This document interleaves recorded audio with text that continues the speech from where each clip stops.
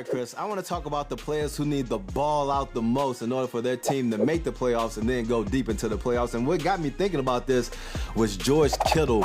Face mask grab, stiff arming the hell out of the Saints going down the sideline, getting his team into field goal position to win that. Probably instant classic, one of the best games we've seen this season. And so, but I don't want to make this easy on us. So I'm going to eliminate Lamar and Patrick Mahomes out of the picture because we know it's a given that those dudes need to play well in order for their teams to succeed. So let's get a little dicey with this now.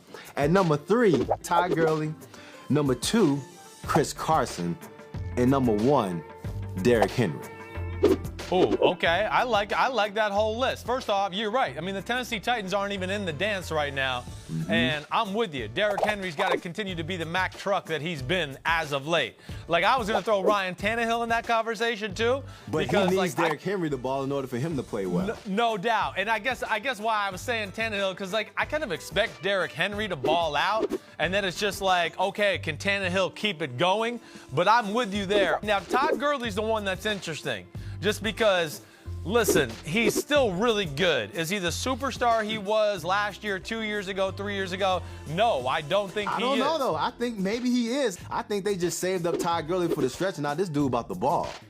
Yeah, maybe they did. I almost thought they just said the hell with it. Like, we don't know how many good years left this guy's got. Let's just run his butt into the ground now. That's where I was coming from. But I'm with you. Also, another guy from that team is Jared Goff. I just thought of him, too. He was on my short list of guys because, I mean, as we know, he has so many up and down moments. Like, he's got to be consistently good down the stretch here if they want to beat the 49ers, if they want to beat the Cowboys. But I'm not mad at you for the Todd Gurley one. I'm with you there, too. And then Chris Carson, he was on my list, too. I didn't make a top 3. I just wrote a bunch of names down. But Chris Carson, you're right. I mean, hey, no more Rashard Penny. And with him out, he was kind of the game breaker at the running back position. Now Chris Carson's going to have the workload on him big time. Unless they can get that run game going, the Seahawks are going to run into some trouble because that offensive line just can't sit back there and protect if he has to do these typical 5-step drop backs and just try to sit there in the pocket and try to pick a team apart. I'm going to throw 2 more names at you that I just think are interesting, okay, to me. And one of them, this team's not even in right now. But I'm going Khalil Mack, the Chicago Bears. I mean, they still got an outside shot. It's been a very under-the-radar year for Khalil Mack. You know, I don't think we've really talked about his name the whole season to this point.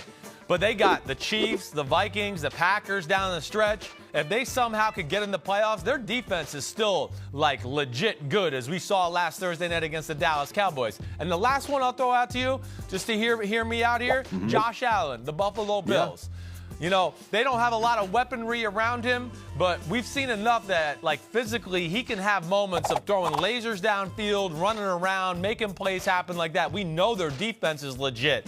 If he can just ball out and catch on fire here at the end of the season, we talked about before, the AFC is kind of up for grabs other than Baltimore right now, and they could be a real player in this thing if he and the offense kind of catch on fire here down the stretch. The last name that I want to throw out is Deshaun Watson because we saw, they gave up a lot of points early, really couldn't score in the first part of the game last week against the Broncos. Like, this dude needs to play like Michael Jordan in the three-peat era if they're going to be successful and, make it through the playoffs and then ball out. The couple of people that we had up front, like Chris Carson, Derrick Henry, those guys need to get paid too. So it's going to be interesting to see how they play down the stretch. Hopefully these dudes can ball out and get that fat paycheck because we know that's what we all want when we playing in the league. Obviously we want a ring, but that bank account needs to look nice too.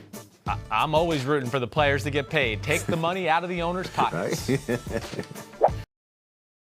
Hi, I'm Mike Tirico, and thanks for watching. Make sure to hit subscribe for the latest news and highlights from NBC Sports.